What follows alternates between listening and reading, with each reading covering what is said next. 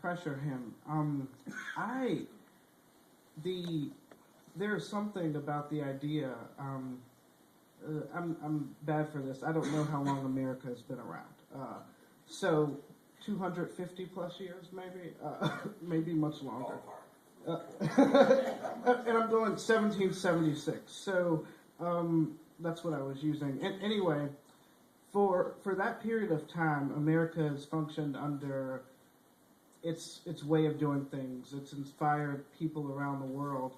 In my view, America is not in such a great place, and so the idea that the current system is, I share in the sense that maybe pressure on the current system to get it to reform is useful, but I think a much more powerful thing is withdrawing our consent from that system. And I know that you all are working on degrees, and to withdraw your consent would mean leaving UNCG, or maybe a part of it.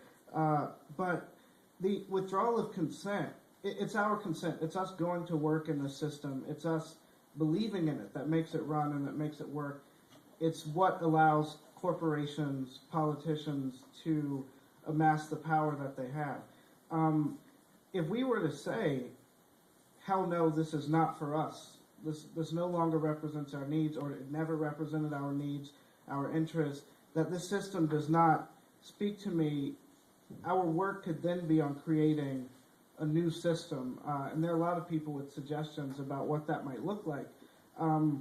I think our work has to begin, though, and this is where I approach it, with the current system has produced a lot more death and destruction for people than it has equality and harmony. And that's worldwide and here at home. And I've been forced to come to believe that through my own experiences. And I see other people who for now are still believing, I guess, in the system. But the idea that Obama is up against a brick wall, and if he can somehow get Republicans to agree with him or stop doing things, and that will solve everybody's problems, I'm waiting for a day that he comes out and announces that he's changed his party affiliation to Republican. But it's so frustrating, the belief that those people just need to get it right. And I think the movement about Occupy, it ties into what I said earlier. It's about us having the conversation and not them. They can join us as humans and as equals, but it is not about them, elected representatives, because that's what we've been taught is the way in this country. It's not about them. They no longer, they've proven their irresponsibility, and they need a timeout. So. That's timeout. Comments, and this young lady at the back will be the first. I agree they need a timeout. A lot of us need timeouts. Well, in the vein of saying that they need to get it right and they just need to fix things, I really do think timeouts would help, because I feel like everybody's on this massive just speeding train, just one-way track in like whatever system we're in, whether it's like an academic system or a monetary system or lifestyle system. We're all on these tracks, and we're kind of making these wishes and kind of throwing them into the air about how we should, live better lives, or live, more socially conscious or economically conscious or aware lives and everything. But we keep going on this track. So like, how do you actually make changes if you don't take a step back, or if you don't just stop, drop, and roll off the train or whatever, to give yourself space to actually figure out how you fix these things? I think that'll be a kind of difficult thing to do, because I think the only way that we could actually make these changes would be to actually just stop everything. Like, whoa, everybody just needs to calm down and just stop everything, so we could give ourselves space to have these conversations and work it better, work the system a little bit better for ourselves, instead of continuing to go down this track and just watching these changes just go by us all the time. I think timeouts and stop, drop, and roll would be a good a good method to go about things. Okay. Oh, I'm sorry, were you finished? Yeah. Sorry. Stop, drop, and roll. Stop, drop, and So this young lady right here in the back, if I can have your question. Yes. My mic went off. And please forgive me, gentlemen, if I've forgotten your names on the end, I forget everything. It's all right. But I hear you talking about changing the system. I hear you talking about a broken system, Are you right? talking about me? Yes. Omar. Omar, thank you. I hear you talking about a broken system, right? No? Yes. Okay, a broken system. And I agree with you 100% the system is broken. What concerns me, though, is that the idea that we add another party. I'm not saying we add another party. I'm not saying that. I'm saying actually 40% of people who self-identify as independent, the vast majority of them don't want another party. That's what the polls show. I'm not talking about creating another party. That was tried in the 1990s, and Americans did not respond to that when the Reform Party was, sort of this national thing for the late 1990s. Not talking about that. It's about independent voters, independents having more of a voice. So it's not about having yet another party, because that's just going to do the same thing, create another set of corruption. So if we go after the party, what will that look like? Well, that's In the process of giving individual voters another voice. Well, it's an interesting thing because when we think of politics, we think of parties. That's the way, but there's nothing in the Constitution about political parties. In fact, George Washington warned against two things in his farewell address. Now, he was this massive slaveholder, so you got to take it with a grain of salt. And he also was pressing about two things. He said we need to be wary of getting involved in foreign entanglements. Hello, today, right? And secondly, you need to be wary of the spirit of the parties, that is factions or political parties. In their day, they called it factions. So those are two things that he was talking about. And actually, those are two things that are right now on the table in terms of there we go, I want this up. I'm screaming. Those are the two things that are in some ways right now being discussed, among other issues, economic disparities. But it's not about, I'm glad that you raised that, because it's not about creating yet another party.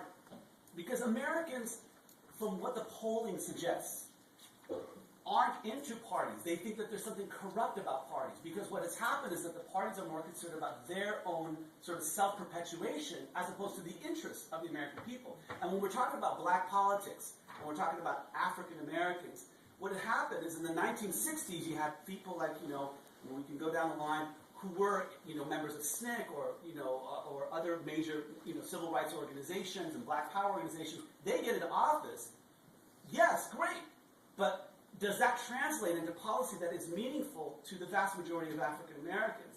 And I think that you can argue that it hasn't translated sufficiently. In fact, that's what people are saying. They're saying these guys and women, but mostly they're guys, haven't served the community sufficiently enough. And I'm arguing that the reason why is because they're beholden to the parties that they represent, and specifically the Democratic Party. So I'm not saying this as a Republican. I'm not some closet Republican. I am an independent. I am part of the 40%.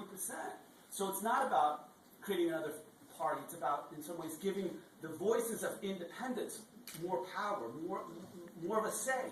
And that's how you, in some ways, can create new conversations. That's how I see it. I see this hand at the back here, and then this gentleman there. Yes, here.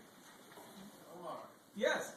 how do you feel about the English political system where they have like 10 million different parties, and then they're it's not bipartisan. You know what I'm talking about? They have a whole lot of different parties. Yeah. It's not like bipartisan.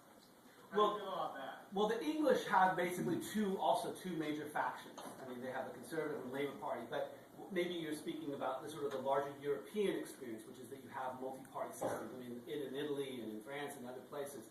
I mean, I don't think that those are the models that we need to adopt. I mean, I think there's something to be said about proportional representation that we should have, because what happens is that congressmen get elected by, say, 51%, and then they forget about the 49% who didn't vote, and they in some ways are only addressing the concerns, if they do that, to half of their constituencies. So the winner-take-all system in America is deeply problematic, and I think that there is something to be said about moving towards a more proportional representative system. But I don't think that we also need to. I don't think that we need to, in some way, say, the Europeans have it right, because they really don't. They look at the mess that they're in right now. And we also have a different history. In some ways, we have a very racial society. I mean, not to say that France doesn't or other countries don't, but ours is of a different history. So I don't think that we have to attach ourselves to them as the model. I think that we can create our own. What I'm saying is that we need to just increase the participation, and how you can do that is by going after the structural issues. This is what we have at our disposal. Is that the word, disposal? I mean, if we could very easily storm the White House and take over, and that would be that, great, let's go. But that's just not going to work. In some ways, we have things that we can use, and so why not use them, is what I'm saying. This gentleman right here. This is a question for Omar. I'll take Omar. And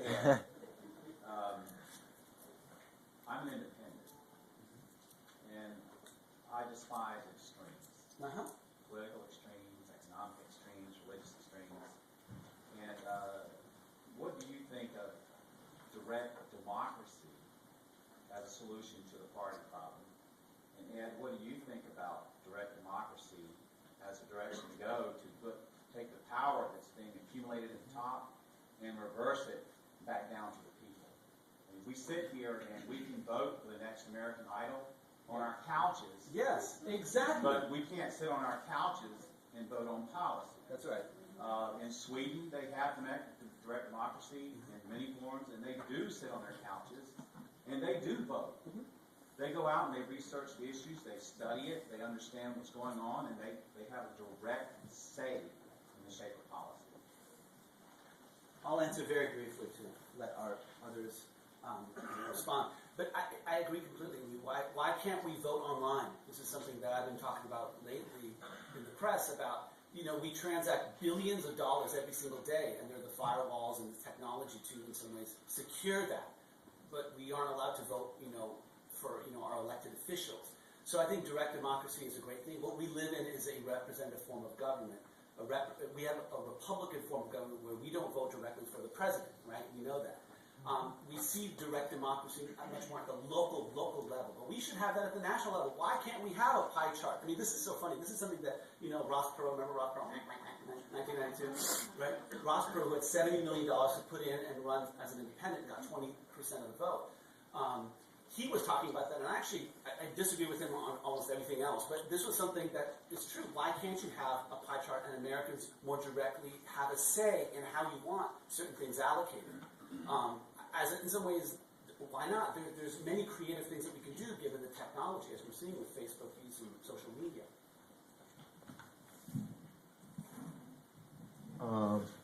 Week and a half or so ago, there was an opening of the Obama headquarters here in Greensboro. And some guy from the Occupy movement actually went on the inside, held his hand up, waited till someone recognized him to speak, and went up and made a speech for Occupy Greensboro in the opening of the Obama headquarters. And I don't know many people who would have done that, but I did. But I got a chance to have a discussion afterwards with one of his North Carolina staff people, a guy named Tony Nagatoni, who's in charge of their digital work in the state of North Carolina. And Tony told me it was actually one of the more interesting discussions he'd had since he's in North Carolina. Because basically what he said to me was, look, your folk registered to vote? I said, look, the folk I'm working with are the people that got Obama elected. You got to understand that the people down on the ground who have the feet and fingers to actually go out and help someone get elected are the people who are standing outside the door right now protesting with signs.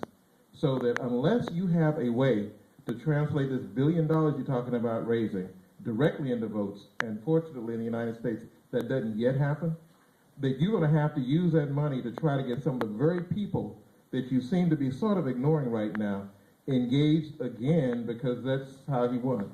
It was by people, and a lot of the people who helped him get elected are heartbroken because of what has happened in those years since 2008. Well, he said, well, there's no other choice. You got to understand that, you're talking about supporting Kane or Perry. I said, absolutely not.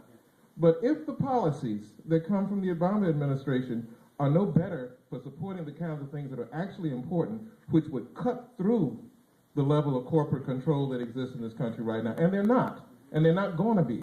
anytime soon, and influence on him is not going to change that in any kind of likelihood, which is exactly why I'm not talking about how we influence, I'm certainly not talking about how we influence the Republican Party. I don't think there's going to be a third party, independent party anytime soon, and I'm not really talking about how to influence, but there's some other things that people can be doing, and the reason I know is because I've been in some parts of the world where I've seen it.